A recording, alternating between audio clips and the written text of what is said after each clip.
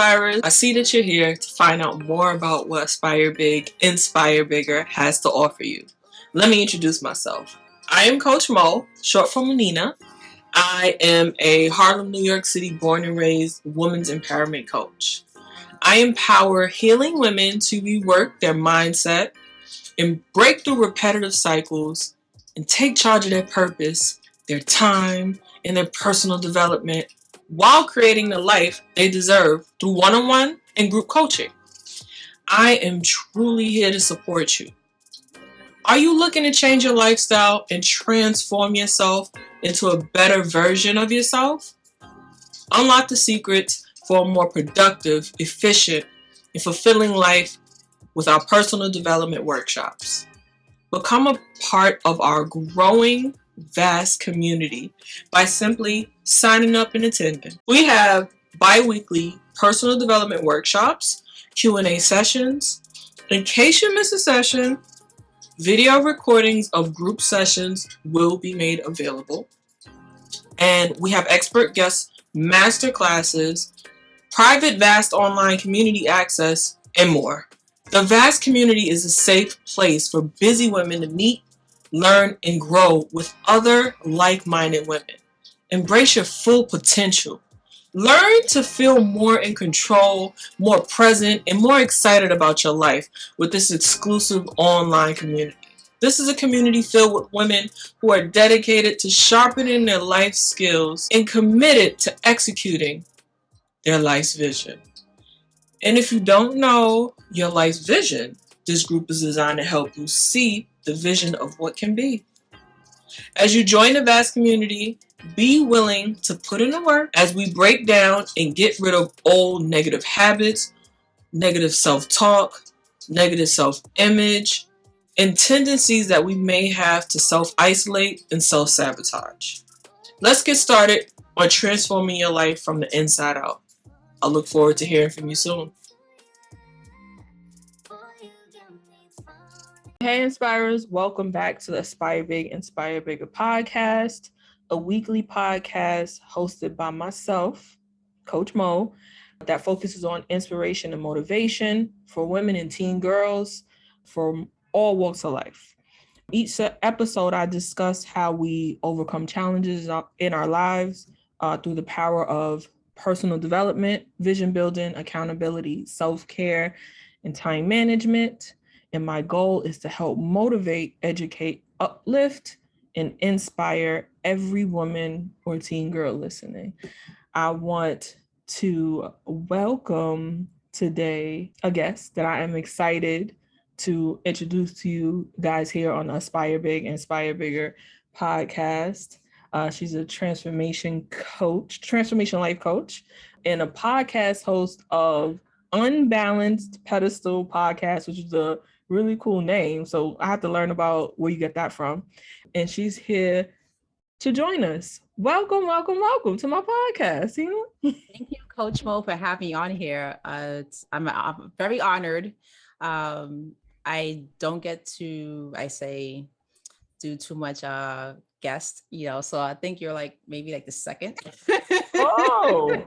I'm always having people come on my podcast, so I'm so excited, just being here and just having this conversation with you and just, kicking it. Yeah. Yes. We have had a few behind the scenes convo, and it's always good to speak to a person who not only has been through some things, because then it's not a conversation where the person's like, teach me more. It's really a conversation where you get to learn and the person gets to learn too, so I enjoy our behind the scene conversations for sure. And it's good to collaborate with people who have the same heart for help and empowering others the way that you have. So this is going to be fun. It will. Yes. So today's topic is going to be deep. Right, literally. Breathe. I got my water. Breathe, y'all. Breathe. Because it's going to be deep.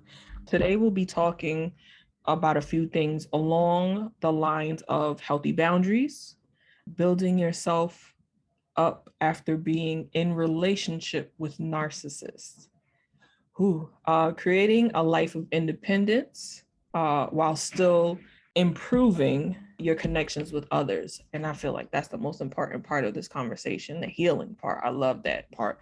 So listen, trigger warning, trigger alert, alert, alert, alert. We're touching on some tender subjects, okay? And if you are triggered by victimization, narcissism, if you are a victim of, and you know that this is not a conversation you can really handle right now, I want you to go ahead and click off, because I don't want anybody to feel overwhelmed. I don't want anyone to hurt themselves. I don't want any of those things. You can come back to it. We are going to be here when you're ready to hear this conversation. So I just wanted to warn y'all, trigger warning, we're going to be talking about these tender subjects, and I want y'all to be safe. Okay? All right. So let's get to it. Before we get all the way in deep, right? Tell us about yourself. Tell me what you do. What how are you here up and through on these interwebs and such, Well, and in this world. Well, it started, about 41 years ago when my father and Yeah, I know y'all thought she was 12. I know y'all thought she was a little girl. This is grown woman. I would kind of feel like a little girl in the sense because, like, I don't know, it's just like every day is just learning something new. So it's like, Yeah. And that's the way we should feel. We should have that childlike innocence, that purity. Yeah. Always want to learn something new about life. Yeah. Yeah. And still being shocked by how people act, but that's another episode. So For real. So yeah, tell us about yourself. So my name is Tina Marie, and I'm a transformational life coach. I help independent women, find their independence, their confidence, their self-love, self-worth within themselves, and also pass it on to their children, specifically their daughters, having that communication and rebuilding that relationship. And that is something that I can say personally I have done, because I also have a teenage daughter and an adult son. So that's a lot where of my coaching, a lot of my experience comes from, of just being a woman of the world. And also I have a cognitive behavior therapy certificate. And also doing, and also about to finish up the NLP, neuro-linguistic programming training as well. And I'm also a podcast host of the Unbalanced Pedestal podcast, as Coach Mo mentioned earlier. And that is pretty much it. That's like the short story, because I'll be on here forever just introducing myself, telling you my whole life. But that is me. Where'd you get the name of your podcast? I think it's so beautiful. The Unbalanced Pedestal. This came from I actually did a podcast challenge end of last year, and we had to choose, a name. And so I kind of was just like going through like other people's podcasts and listening to different names and reading different books and just getting inspired to anything that really was catching my eye. I just like wrote it down in my notes on my phone. And I just like clicked off, what sounded right, what didn't sit with me. And the Unbalanced Pedestal came from basically something from within myself. So it's like, so the backstory with that, how I came up with that in the artwork is, you're in your 9-to-5 job, you're at work and you're on a pedestal or a stool, and someone comes up to you and they're like, I need you to do XYZ. So they like literally putting all this work, all this pressure on you. And it's like, you kind of like, it's too much, the weight on your shoulders. And so much weight on you that you begin to be unbalanced. You're about to tip over. So that's where the idea came up for the title of the podcast. Oh, wow. So it's like handling the pressures of life and And yeah, sometimes it could get tough. Yeah. Yeah, so handling the pressures of life and the complexities, Mm-hmm. that's real. Yes. That's real. So why did you choose transformation coach? Well, I chose that title because originally it was, I went through a few, I'll say title changes in the last year and testing it out. So originally it was a people pleasing coach. So that's how I started off with, because I'm a recovered people pleaser. And that's something we can talk about, later on in the episode, coupled with our title. But that's how it started off. And then as I was teaching and also giving, continue to give advice and putting information out there, and also healing, because we always healing every single day, no matter how much experience we have, no matter how old we get, we always healing ourselves, right? Because no one can say I'm healed and that's it, right? Because that's a lie. Run Run away from those people who say that. So as I'm, continue to healing, as I'm continuing, to work on myself, I am more than just a former people pleaser, so, and because again, I had to look at the different coaches I was hiring and the different spaces I was going into. And, everyone gets excited because you have a niche and they want to put you in this box. Like, I feel like I do more than just talk about people pleasing.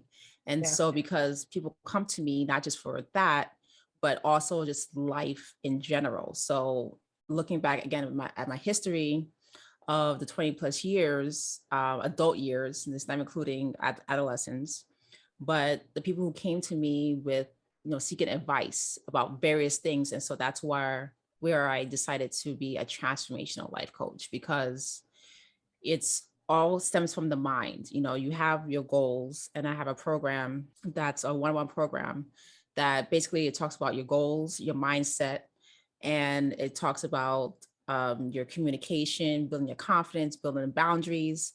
And so you have to go through, steps in order for you to make that transformation to get to your end outcome. Yeah. And so that's where the transformational life coach came. Yeah. Yeah. For me, when I thought of coach, originally it was just life coach. Because that's what I was familiar with.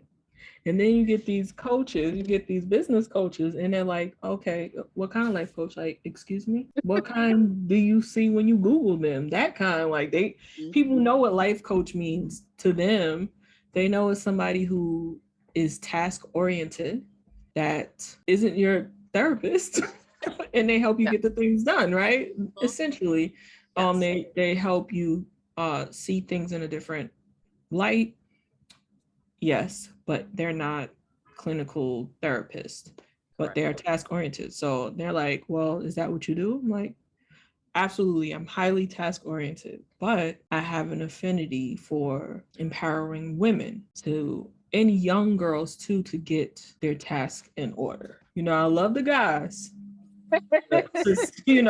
Culture and society. Yeah, culture and society is on y'all back.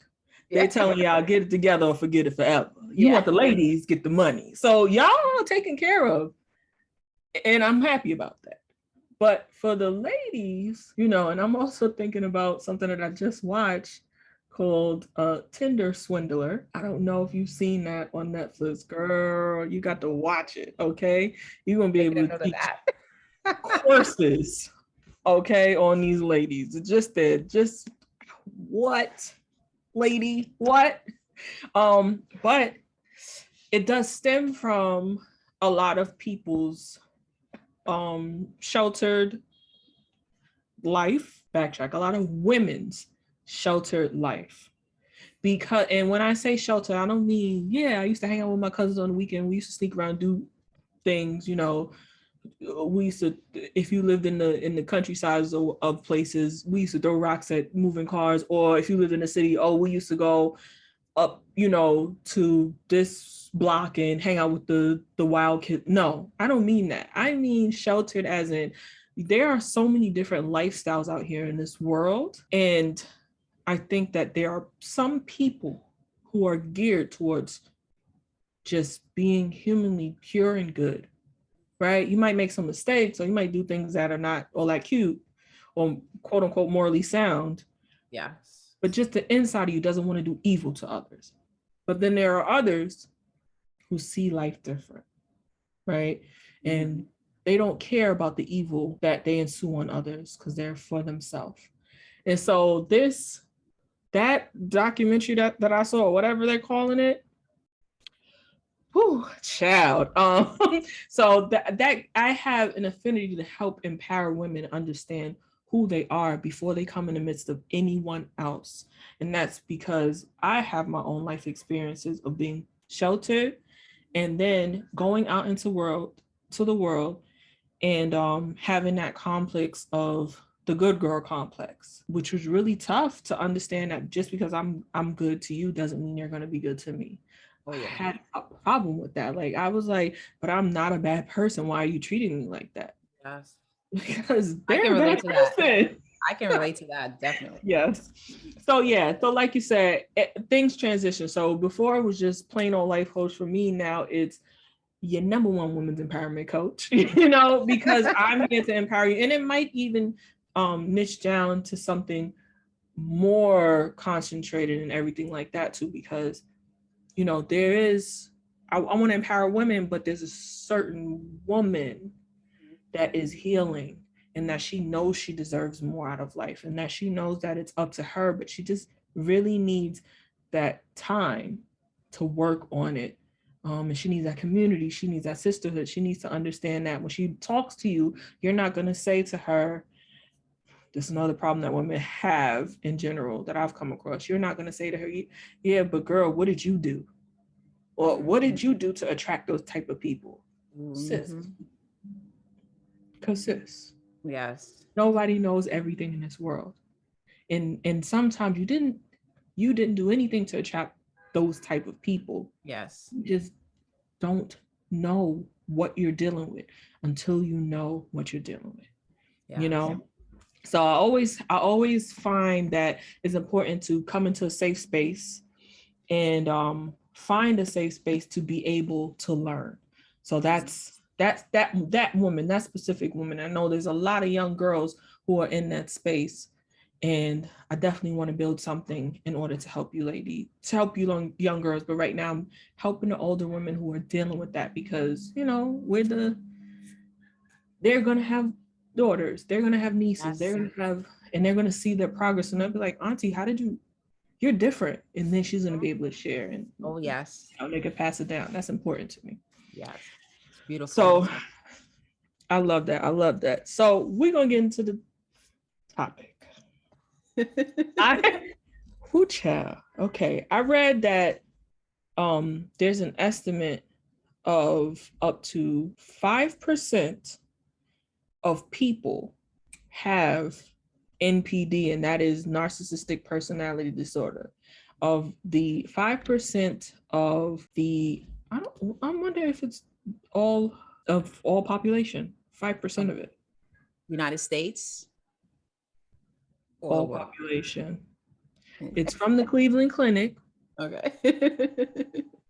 But it doesn't say in the USA. Sure, 5% feels like more. I know, but and that is why I, when I saw it, I said, I'm going to write this down specifically, because there's a thought process in people who have been victimized. I don't want to call them victims, who have been victimized by anyone, not just a narcissistic person, but by anyone who thinks that it's something about the abuse that makes you feel like this is happening everywhere. This is life as a whole. And so I want people to see that the 5%, there's 95% of different other type of people, right?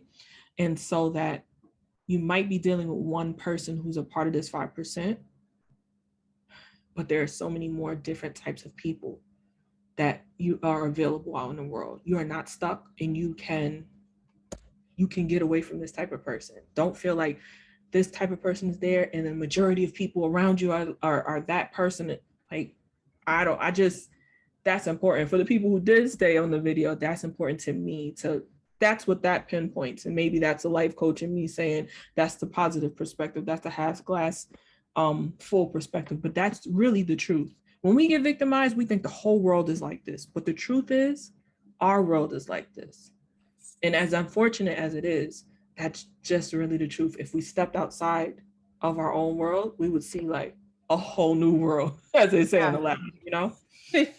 Yeah, the perception that you have. Yeah, it's definitely, like it's like you said, you're dealing with that trauma, the aftermath, and you just think everyone is evil, everyone is out to get you. Yep. And no matter who says, could be a sweet old person that's literally that's so authentic, and you're like, what do you want from me? Get away. And that person fortunately gets the grunt end of your actions, your behavior, because you just assume that person wants to do you harm. Yeah. And it's also okay to say that when you're affected that way, to stay away from people. It's okay until you continue to heal. Mm-hmm. Stay away from people. If you can't decipher who's who yet, it's okay. Alone time is a real thing, is a real healer. Oh yes. A lot of people are scared to work on themselves on their own. And that has been the number one healer in my life. Stay single. Stay away from certain crowds. Like, number one healer in my life. Let's get into narcissism. You have dealt with it, but what are some of the symptoms that you might come across in a narcissist? Some traits. I would definitely say off the bat, being out of that space, I would definitely look at the manipulation of that person, or, who, when they're asking you for anything, whatever it is, it's okay, what is the intentions behind it? Because everyone is, they say give. Everyone wants something, right? No matter if you're nice or not. Yeah. But it's, for narcissists, it's about when they ask you for something and, they expect you to deliver, like they're entitled. They feel like they're entitled. So that's no matter what the expense is. Yeah, no matter what the expense is on you.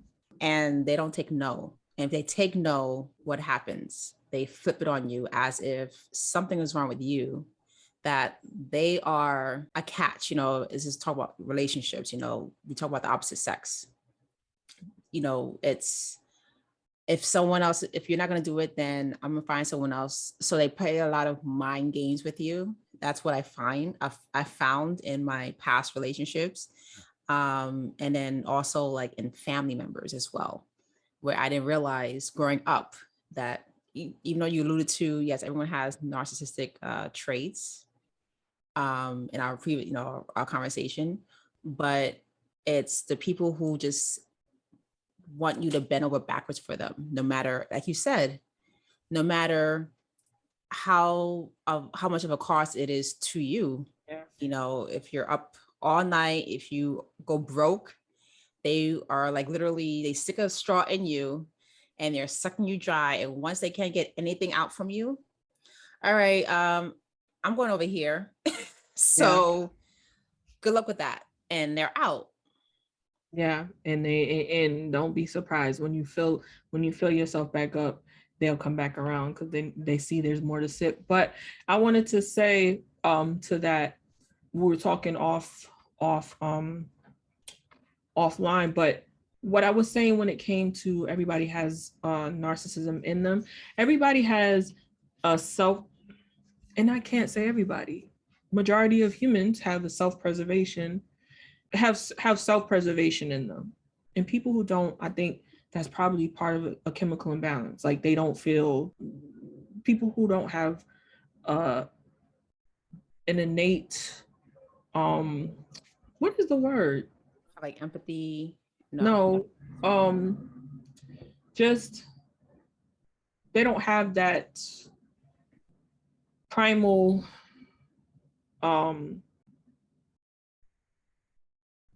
can't think of the word, to self-preserve. They probably have a chemical imbalance. You know what I'm saying? Like they can't help that.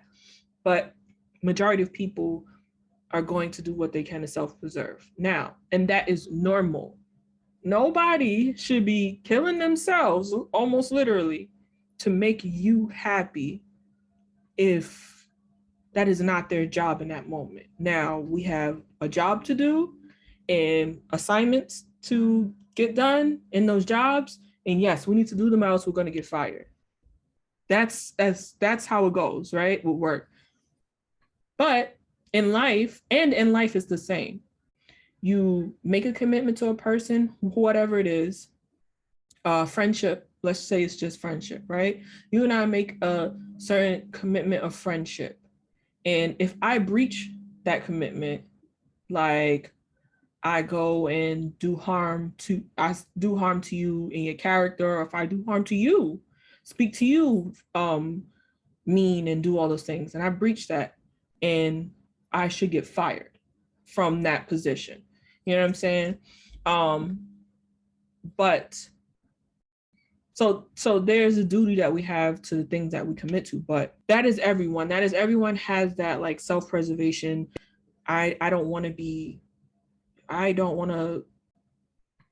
be killed. You know what I'm saying? I have to survive.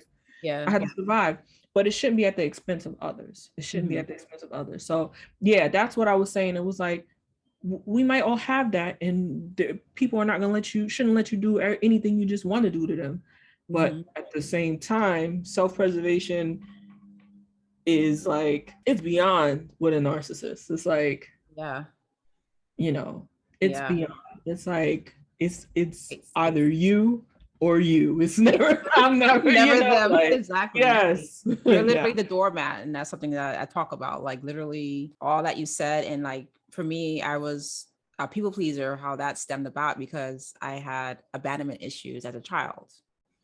And so not realizing that, again, going 20 years, or say over 20 years of just seeking that validation, and narcissists will pick that up. It's like, oh, she needs someone, he needs someone to give them praise, just for a little bit to make them feel good. And then once I do that, I got them, Yeah. The trap. Yeah. And for people who are wondering if they're in a situation with that and who have people pleasing issues, if like, sometimes there are going to be people who you come around who are they're gonna leech off you because you need that attention, and it's gonna make them feel better about themselves with giving you the attention and all of that. And they may not be specifically narcissists, but that's not a good friend to have. Who feels better about themselves because you so low, and so they helping you. Like, but also sometimes you might recognize, I don't know if this has happened to you, but sometimes people who are people pleasing might recognize that they may turn off certain type of people. Some type of people be like, can you back up? And I want a lot of my people pleasers to know that those are probably some of the most healthy people that you could be around, because they know their boundaries, and they know that you, as a people pleaser, can sometimes too much. yeah, you could sometimes leech on their strength. Not trying to hurt them, but seeing their strength, and really, like, you need that because you need that strength too. So, if you deal with people pleasing, sometimes there are strong people who you want to be around, and they're like, can you back up? But it is because you just have to keep working on the people pleasing, and you have to work on you seeing their strengths, maybe asking them how they got there, how they like how you do your transformation life coach. You help women who are there, who really need that strength to really understand, like, hey, this is a perfect way to do it, like, with the boundary of, I'm your coach, I'm not your homegirl, like, back exactly. they get to get that strength. But I think that's important to know, because there's some times where I'm sure that people pleasers, or people who are having a hard time in their self-esteem or whatever it is, come across people who look strong and who worked on the things, and they see those people, like, they kind of feel pushed away by those people, but it's not because they want to be mean to you. They just have boundaries. And those are good people to learn from. Yes, definitely. That is If so you true. control your impulse, if you can control your impulse to not, like, there's good people to learn from. I Like, think. I'm here to serve you. It's like, no, you're Yeah, not like, here. you Not back in the day, in the 1400s or whatever. Yeah, this is right. yeah. Yeah. So okay. So we talked about some traits, and some of them you said firsthand, manipulative. They don't take that no for an answer. Sense of entitlement, and a way that you can notice the manipulation is look at their intentions, like how they're coming at you, what they're asking you for, not only why they're asking you for it as well. Yeah. And guilt. Putting that guilt on you. Guilt tripping. Mm-hmm. How about one that I experienced is ghosting. Yeah. Ghosting. I had a person who would ghost me at least once or twice a week. And they set it up to where in the beginning they were like, I have times when I just need to be alone. I just need to not be around people. I deal with feeling down and all of that, and I just don't want to be around people sometimes. So I'm not ignoring you. I'm not, hiding anything from you. I just want to be alone. Like, That's pulling on that. And if you were like a needy person, not needy as in I need attention, I need love, as far as the other person who's receiving that, and that's going to be like, what did I do? And so it's like they making you want them even more. It's a psychology thing that they do. Yeah, it's like mind games. The carrot in front of your face, like, yes. Yeah, and even for me, I wasn't that person. Like, I need my space too. Good, brother, but don't disappear off the face of the earth. Yeah, that's weird. That's weird. You know, especially if you're in like relationship with them. That's for a good amount of time, and it's like, okay, this is not normal. People don't do that. Yeah. Yeah, just Wednesdays and Thursdays are the day that I'm gonna go stay in my apartment. That's something different than, I just disappeared Sunday and then randomly another Wednesday, and then like, whoa, what's going on over here? Yeah. So ghosting is another one. So you said guilt trips. What does a guilt trip look like? A guilt trip in my experience, that would be the number one thing that you and I talk about. That's self-love.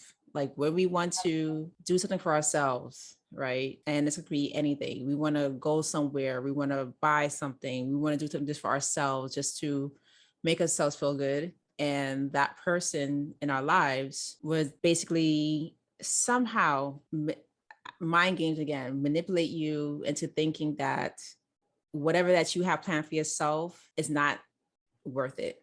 That let's say, give an example. You may have been planning to go on a trip or to go out to do an outing, whatever it is, this coming weekend. And they already know what you're doing, right? And all of a sudden, oh, I need to go to the doctor. I need you to help me XYZ because it's an emergency. You're like, oh, we have plans this weekend. Oh, you don't love me no more. As you always leave. You're not there for me. All of these things that the opposite sex will say to make you feel bad, to make you feel like you're abandoning them. That's a huge guilt trip that I'm sure everyone on here who's still with us can relate to. Yeah. And like I gave you, we're like what this is what time frame. Like say for the whole 364 days of the year, you gave this person you had IV, they sucking you dry, and now one day you went for yourself. Not even a whole day too. It'd be like 364.5 days of the year you in their face. And then that 0.5, when you decide to go to brunch with your friends That's really only a 2-hour brunch. They're like, I can't believe that you by myself. And you know when this happens often? After they've ghosted you. They could ghost you. I don't know if they smell it in the air. It'd be They do. Yeah. It'd be that daggone day. Radar goes off. You don't bother them. See, this is what happens. You don't call them that day, and your friends finally get you. They're like, come with me to the store real quick. And between when your friend gets to the store and you walk to meet them, from that call to that meetup, they done smelled it in the air. Like, oh, she didn't call me. Because that's the thing about them. Like, they don't have emotion to it, but they are very calculated. They see that your schedule or your movements have changed. They watch that. They watch that. Story for you for that one. Story. There was this guy that we were friends for a very long time. We dated, and like in the beginning, many years ago. Over a decade ago. That's how many years. Yeah. And we kept in contact with each other throughout the years, and we reconnected. And so he's like, so you're gonna give me a chance or whatever? I'm like, yeah, sure, why not? You know. Oh, you right? Problem. That yeah, sure, why not? We get ourselves. Sure, why not? You know. I know you. Not really. See, you don't really know a person until you get past a few weeks or a few months of actually seeing their true colors. You still don't know them. You just gotta keep. Oh yes. So there was this like, so we always say, we talk on the phone, we did Zoom or whatever, right? Because we're in different states. And there was this one time I didn't call or I didn't text or whatever, right? Because I was driving, I was out of state, doing business. And girl, I got an earful. Yep. I was worried about you. And oh my gosh, like you couldn't even send me a text message and all these things. And like, literally, I was just like, are you okay? This figure, like we just started like dating. Right. I mean, it's more so that, but it was just like, really? I'm like, and yeah, because he did not get that energy. He wasn't getting that attention from me. He wants to know where I was. And I was like, dude, really? Okay. Yeah. I really wonder if it's an act or they really feel those impulses. That part I don't understand because I'm not an expert on it, but I really do wonder if it's really impulses that drive them. Like, are they really on the upper when they're like, where are you? What are you doing? Why are you then? I'm or is it them acting, like knowing this is what gets a result? I really do wonder. I mean, for him in this particular narcissist, it was, having these conversations mostly about himself. Like he'll go deep into, somehow we get into a conversation between how his mother treated him. He had a horrible childhood. Like his mom just like literally did not pay him any mind. Like she kind of like, I wish you weren't born type of mother. So I'm making fun of them because a lot of them, that's the other thing that I see a lot of people who suffer from narcissistic personality disorder. It stems from trauma in their childhood. What's another thing that I saw? Childhood trauma, early relationships, genetics. Sometimes I can't help it. Hypersensitivity, personality, and temperament.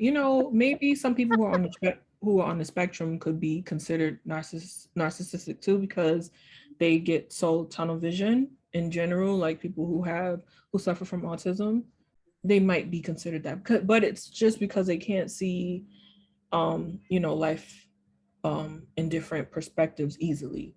I wouldn't say it's because they have a evilness or nothing like that. But why I said that is because hypersensitivity to textures, noise, or light in childhood could be a sign of autism as well.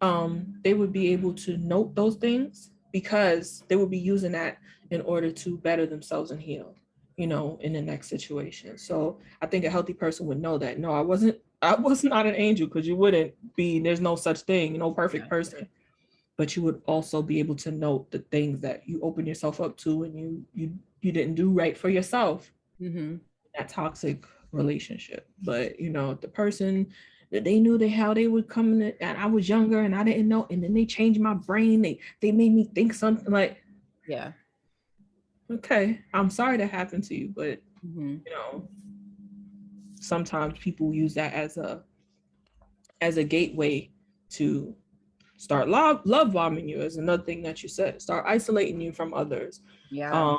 Start manipulating you, put guilt trips on you. Mm-hmm.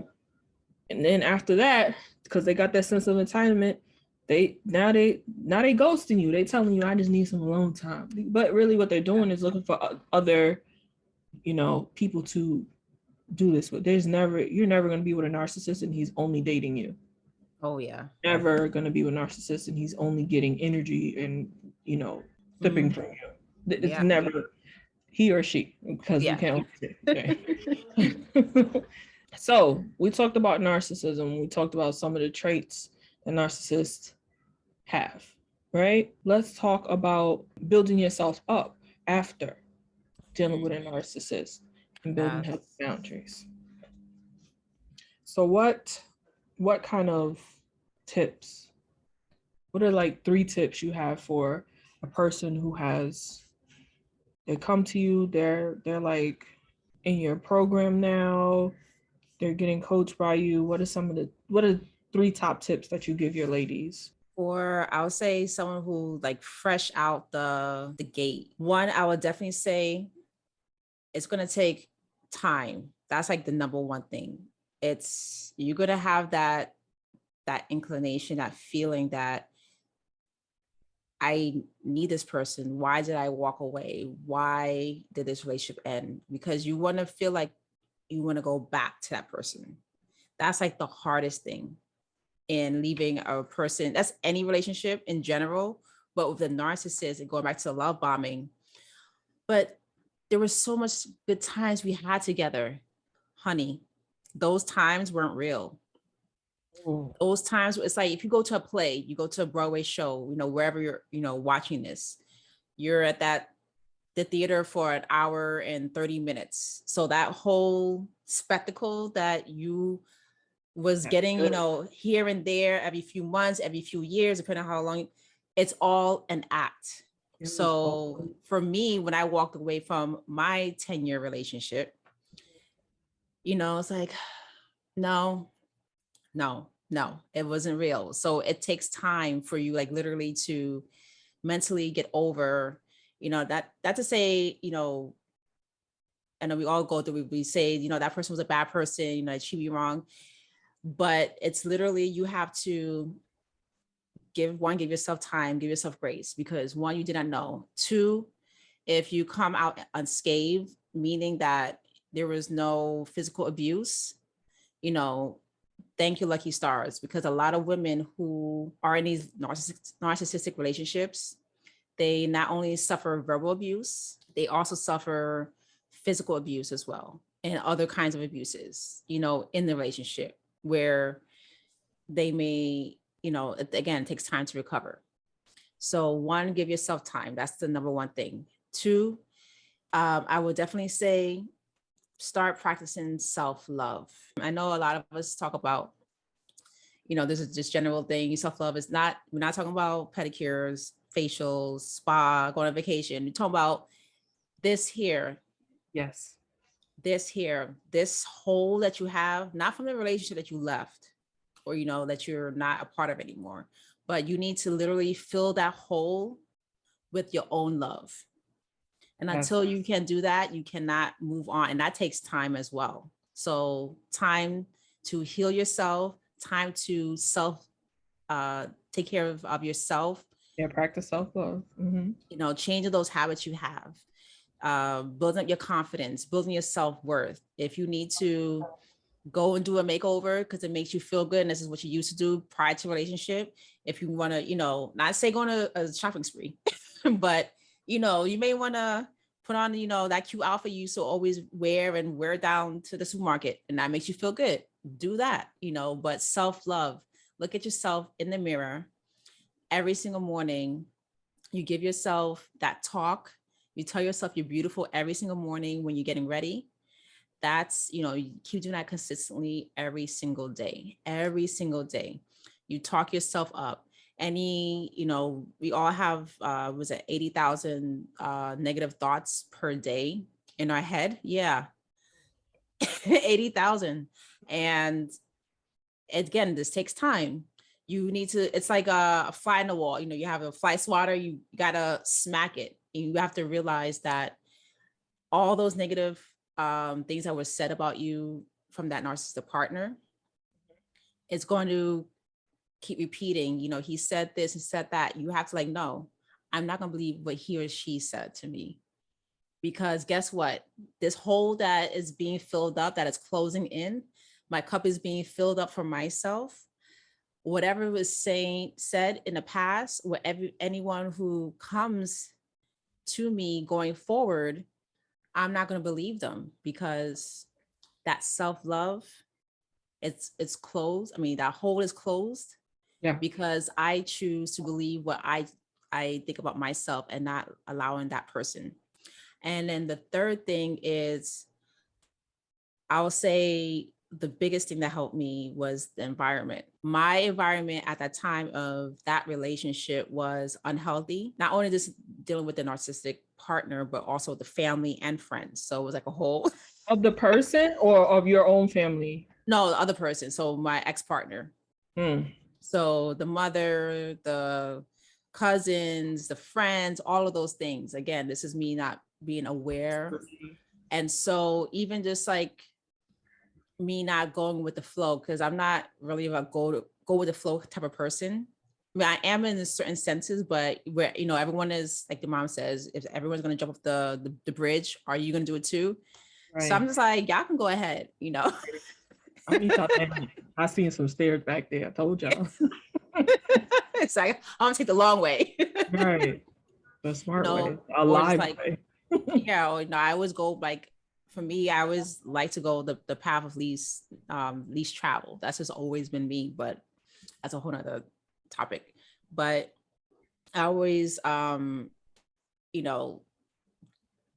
in that environment where there's a lot of, drinking, alcohol, yes, granted, I have my time doing that when in my 20s, 30s.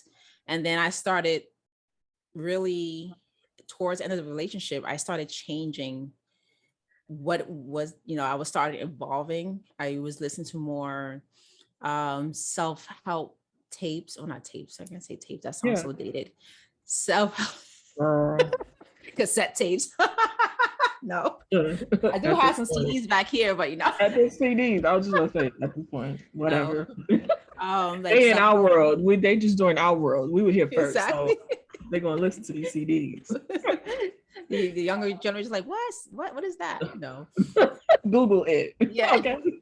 Every time I talk about having information in the back of your head, I say Rolodex. And then I remember that I'm 37 and Rolodex don't mean nothing to a 20-year-old. They're like, yes. Oh, what? They're like, what? Yeah. You used to write down people's number on a card and you had to. Yes. Mm-hmm. Yes. And in alphabetical order. Can you do that? Google it. God forbid that one was missing. Oof. Right. Oh, yeah. So, So the last one is environment. Yes. So being in that, party mode. And again, this is being with, Caribbean family. I'm from the Caribbean too. So, soca music and playing, it was fun, but then it's okay, I don't want to do this no more. I want more out of life. And it's that environment that wasn't feeding my soul. I don't want to do this no more. I stopped drinking, and I only drink on occasions. It has to be a real occasion. If it's not worth me, having a hangover the next morning from one glass of wine, then I'm not doing it. That's where I'm at right now. So I will never stop drinking. But you see, being in that environment of just partying and not wanting more for yourself, and it's being there, and I've started to feel like depressed. And then when I was changing, and again going back to the manipulation, like, what is wrong with you, and then this is not who you are, and you're changing, and all these things, again, the whole playing the mind games, like who you think you are. So once I got out of that environment of that, got into a better environment where they didn't do those things. They wanted to do more growth and self-care. And this is where you and I met, right? And so that was like one of the catalysts to for me to be where I'm at today, because you realize that once you get into an environment where people aspire to be bigger, right? Exactly what you're doing. You're showing young women, and I don't say mature women because they're not up in age, but yeah, mature lady. Yeah. But wait, what is our? Because you're we're in the 40s, so we're not mature. Mature is like what, 60? So what do we consider? Grown women. Women. Yeah. There you go. I like that. You teach grown, they double snakes women. I don't know if you can curse on here, but young women, how to be self-sufficient, to be in the right environment. This is what you're cultivating. So when you're seeking out help, they need to seek out your community that you're providing to them, that you're providing right now, that you've been providing. Right. And so that's definitely the three things I would definitely say, starting out. It's time, giving yourself healing space, giving yourself grace. And the second one was the self-love, which builds in your confidence. Because girl, when you build that confidence, then you have those boundaries, and no one can tell you nothing. And then you have the right environment with people who's actually helping you and pushing you forward and cheering you on. Oof, girl, they better watch out. Yeah. So they better watch out. Those are good. 3 life transformation tips, y'all. Be patient with yourself. Show yourself grace and understanding and time, because you are not going to be over it this year.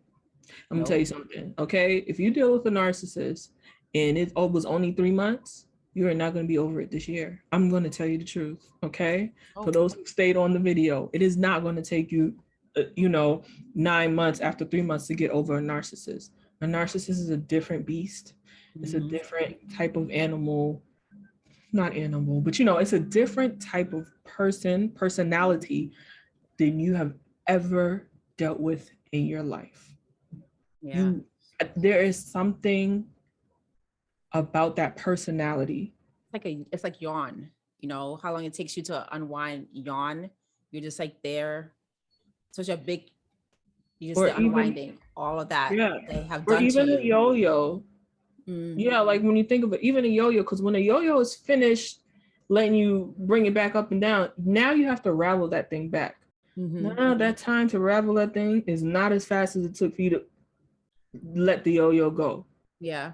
It's really like that. The being with a narcissistic personality is like letting the yo-yo go, and how fast you come down and come back up. It's that. But then now when it's your time to ravel it back up, when it has finished what it's doing, when you're raveling back up, it takes forever to get all of that string back in there in that yo-yo. Yeah. And that's what it is. So don't think that January, February, March, you dated a narcissist and you got away. Thank God for that, though. Because like you said, thank God for the women who were not physically abused or had children with them or things like that. That's another. But you got away, and don't think that by December, this is flushed out your system. This takes time.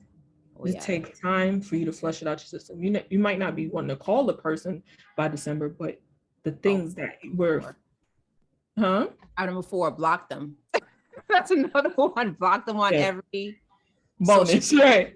Block them. That's number 1. Okay. Yeah. Block them. Yeah. Okay. Stop. You don't even try it. Block them. Yep. Okay. and their erase their and the number, mama and their friends and anyone else. block Don't them even, and their because he cousin will too. call you back. Okay? You know, And will call you looking for them. mm-hmm. When I tell you I dealt with a narcissist and their parent called me, he said, "Oh, he's supposed to come and get pick me up to go this place." I'm like, I have not spoken to him in weeks. I don't know, but that triggered something for me. It was like had me having anxiety attacks all over again because I dealt with a narcissist too, and it wasn't long that I dealt with him, but that's a different personality, and you need the time to really heal. And don't think like, girl, what's wrong with you? You usually break up with guys and you all right in a couple of weeks. It's not going to happen. And that's not healthy either. No, but at the same time, if you understand who you are and you met somebody and you like them, but then it didn't turn out who you thought they were, you're going to be disappointed for maybe a couple of weeks because you're still securing yourself. But that's not the way it works with a narcissist. It doesn't work like that. Even if you got away quickly, and that's like, maybe a very small percentage of people will ever get away quickly with a narcissist. But be patient and then practice self-love. That is an important thing. Well, let me go to environment. Environment, super important. Change your environment. Part of changing your environment is blocking them and everybody associated with them. And everybody associated with you who thinks that you're making a bad choice by cutting them off or you're not giving them enough chance. You know, everybody out here is not easy to deal with. People go through things, and cut them off too while you're here. They might be on your side, but they don't know what you're dealing with. They really don't. And they might love you. So you don't have to cut those people on your side of your life or forever. But right now, they can't help you with this. Cut them, block them too.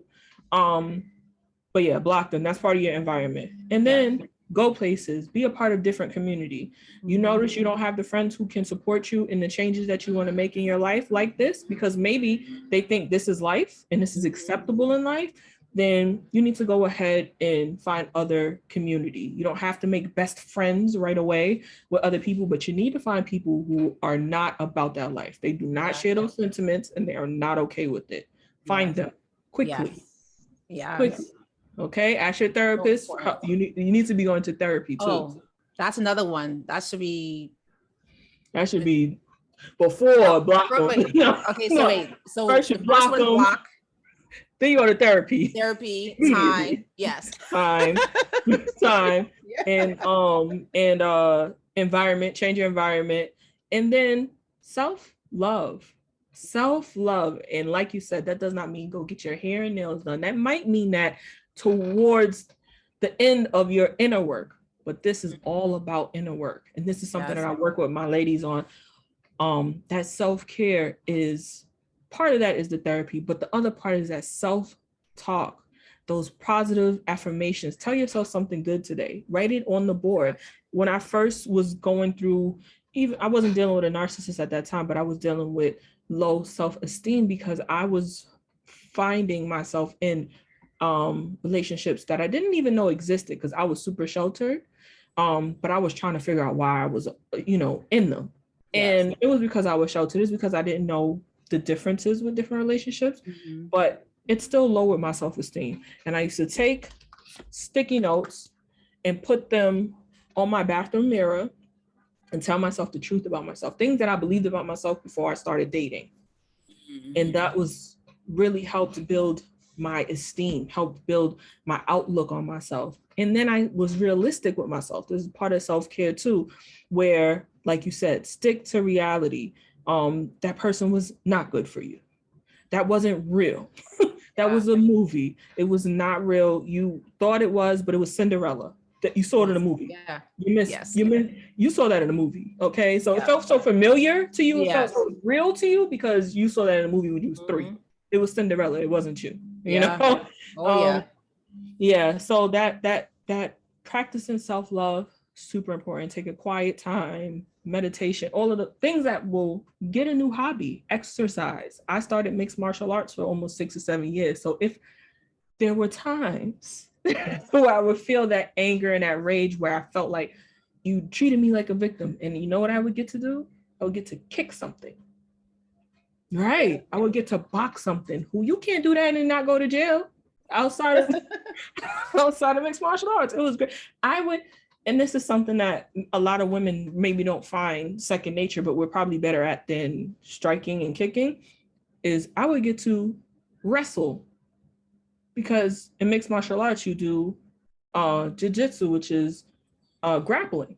Yes. I would get to wrestle. When I tell you that was the best form of release for me. Punching was, punching and kicking was, it would tire me out, but wrestling, because you have to be intentional about what you're doing. You have to not get locked up and all that, and you have to go for it, and you really have to concentrate on what you're doing. You have to get, use your strength from inside out and still not hurt the person because you're just practicing. That was the most freeing thing that I've done, Brazilian Jiu-Jitsu. So join something physical.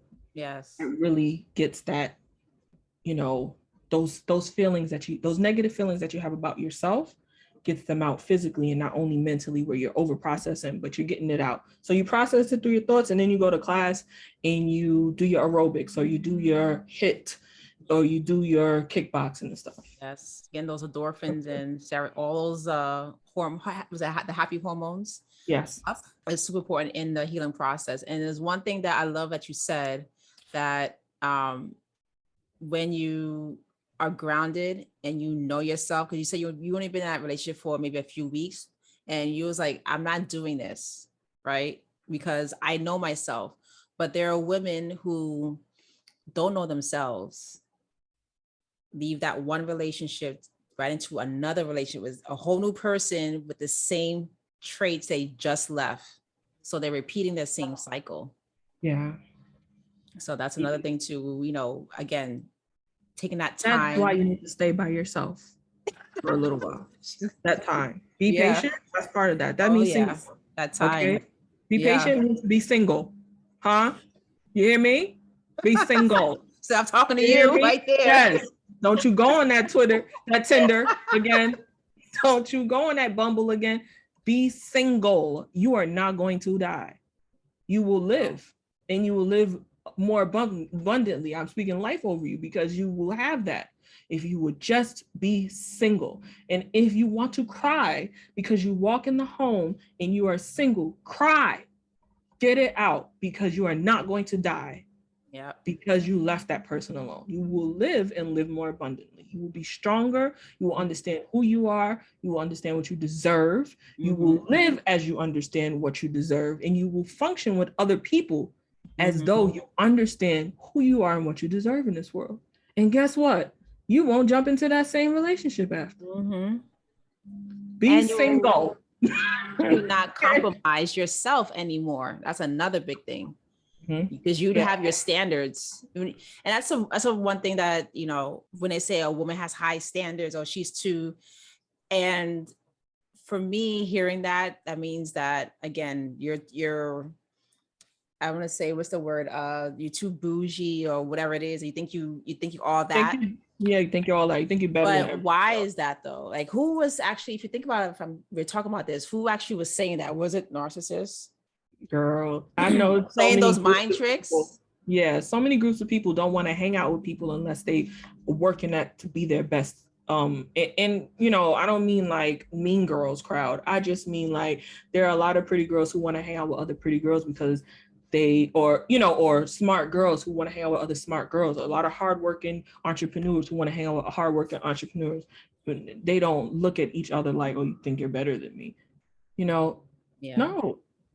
No, they don't think they're better. They want to make their life good so everyone else's life around them can be good too. They want to be an asset. Know what their self-worth is, and so they're not going to tolerate certain things in their life. They have boundaries. They have boundaries with themselves. They have boundaries with their own family. They have boundaries with employees. They have boundaries with the gardener. Whoever it is in their life. Everyone has these boundaries that that's floating around in on the internet and on social media, but boundaries are I'll say an essential part of the healing process. Essential. It makes you trust you. It helps you to trust yourself, and when you can trust yourself, you can be in any situation, almost any situation, and know that like whether it's for you or not. Because Yes.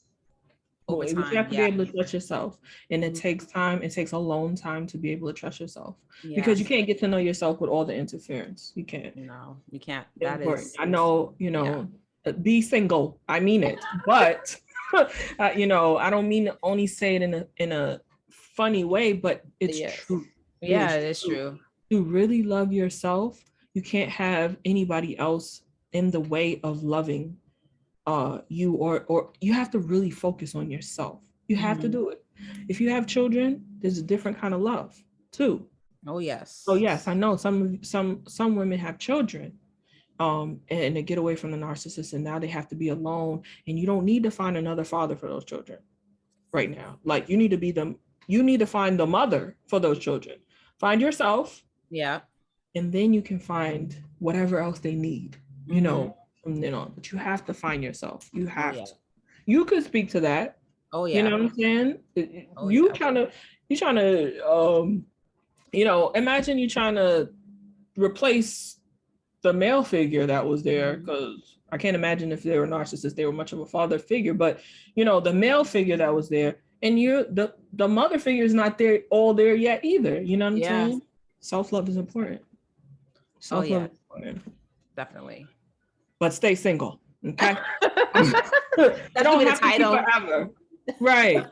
Stay Get single get until you are secure in yourself, that you're confident that you know what you want in yeah. another person. Sorry, that you're confident that you can identify what relationship you want. You want. And not only the Not relationship you need. don't want, Yes, a that you. relationship that you do want. You have to Yes. be able to identify both of those, because we will be able to identify what we don't want before what we do want. And that lets you know that you have reached another level. That you can Mhm. identify what you don't want is level one. And it's a good level to start at. Like, I'm not even putting that down. That's important. And you might Yeah. stay at that level for a couple of years. Okay, so be Oh, yeah. intentional about getting to the next level if you want a relationship. But the next level would be what you do want. What you Hmm. want is important. Who you want to be with and how you want to be with them is important. Don't let anybody tell you, don't let anybody Kevin Samuels out of that. Yeah. Yeah, definitely. This is like one analogy that I love using. I wrote this in my ebook, but I love using analogy as, think of yourself as a castle, and you build a moat around you. You have a drawbridge, right? So the castle is your space, and you have your crocodiles. I'll put the crocodiles in there because you got to have some crocodiles in that Mhm. moat, right? And that moat and that drawbridge is there to protect you. Those are your boundaries. And so when you let that drawbridge down in the time of your healing, you just won't let anyone just come across, because once you let them in, they're going to mess up your mental. Yeah, it's They're gonna going be to mess you up. proud. Yeah, So this is where in that time of healing, you need to be very discerning of who you're associating yourself with. And this can be the people, like you said, the people who are like, why'd you leave him? And da, da, da. Oh my.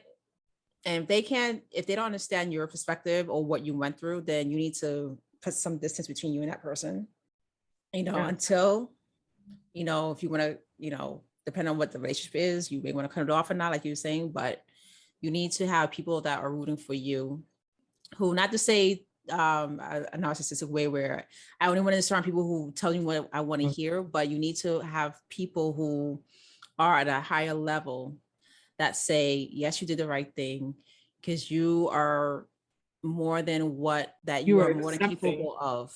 Yeah, You see yourself here, but I see you here or more. So those are the people that you need to have.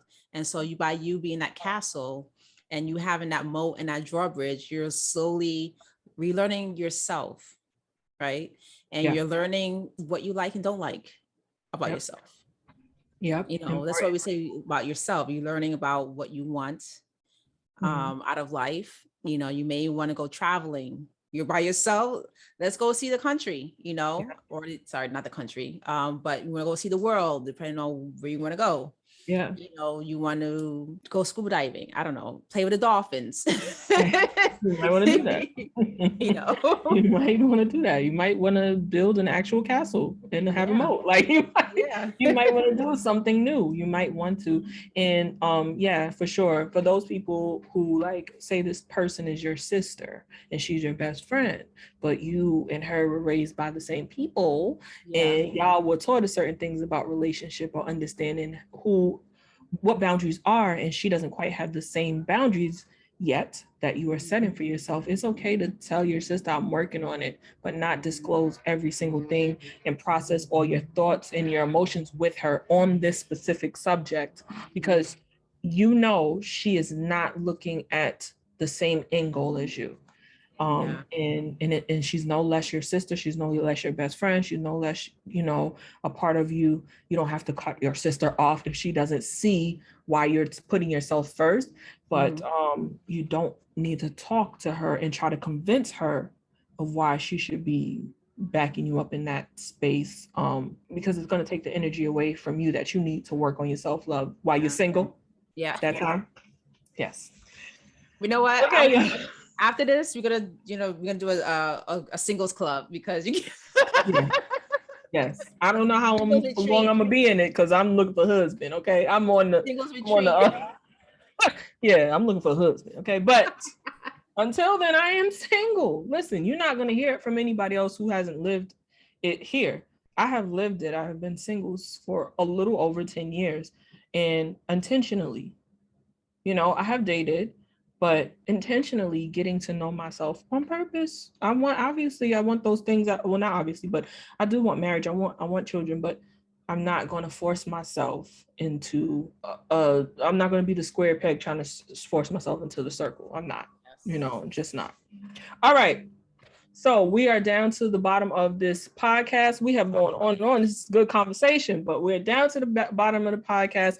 If anyone who is dealing with any of these issues that we spoke about, just know that you can get through this. You can do this. You can get to the other side. You'll have information from Tina Marie here, who is gonna let you know how you could work with her and all of those things. But even beyond that, you know, if you need help, call the hotline. For real.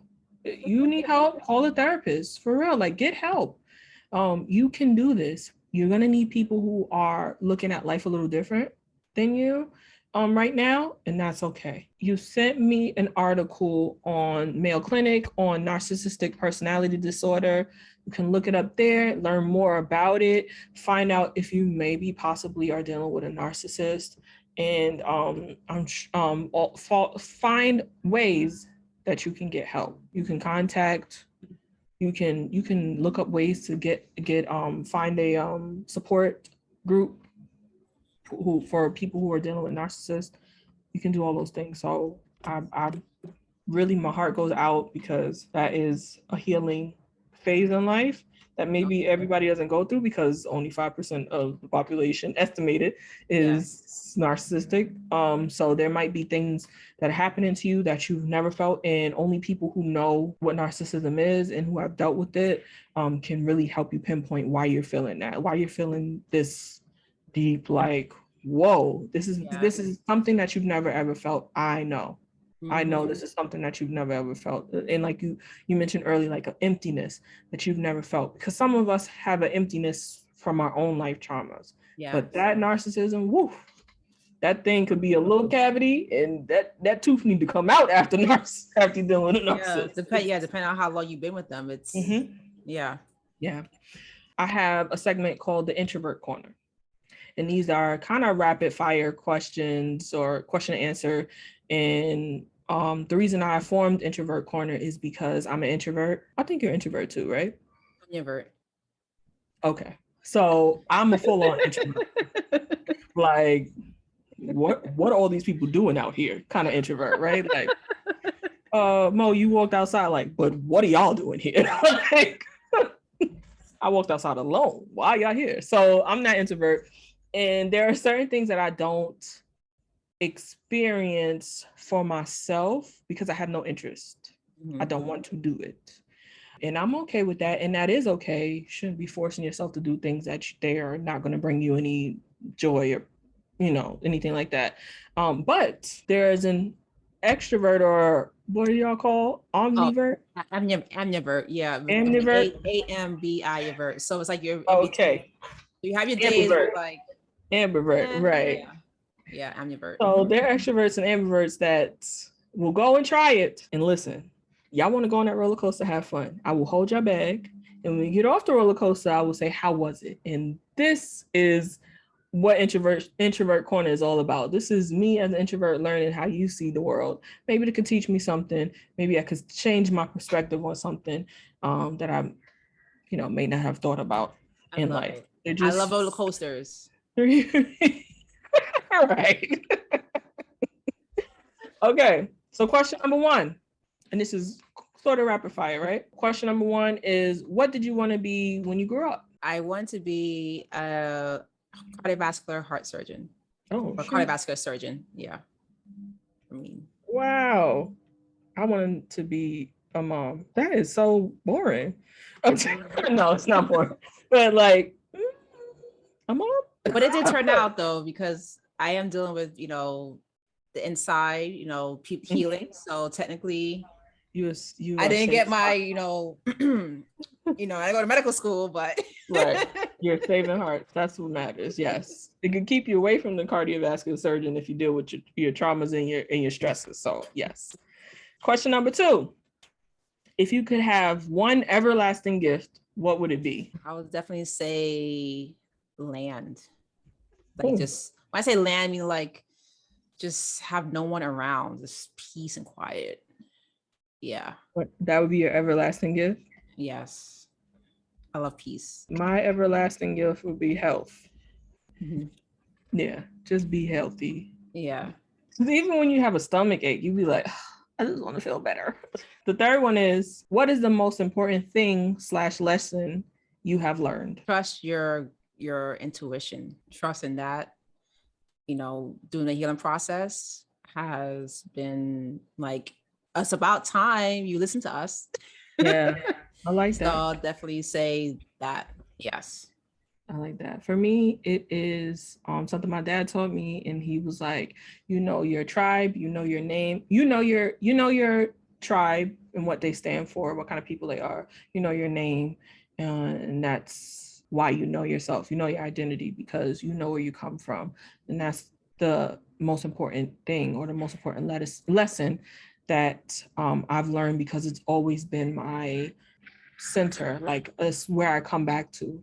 I know, like, this is not what you or any of your people stand for in that kind of sense, have a pride of self and just have a self identity, have an identity. Even though he kind of, coaxes it to be, have an identity in your tribe and understand who you are, but it still means something just more than just that, It's really, don't play yourself. Identity, yeah. Yeah, don't play yourself. You know where you came from. Right. All right, Tina Marie, thank you so much for joining me. I want you to let everyone know where they can find you here on the interwebs and such. The interwebs. Well, you call me on my cell phone now. You can find me on Instagram at UR, and that's YOUAR, the best version _ You can also find me on my website at youarethebestversion.com. Again, that's all spelled out. No shortcuts there, I should say, abbreviations.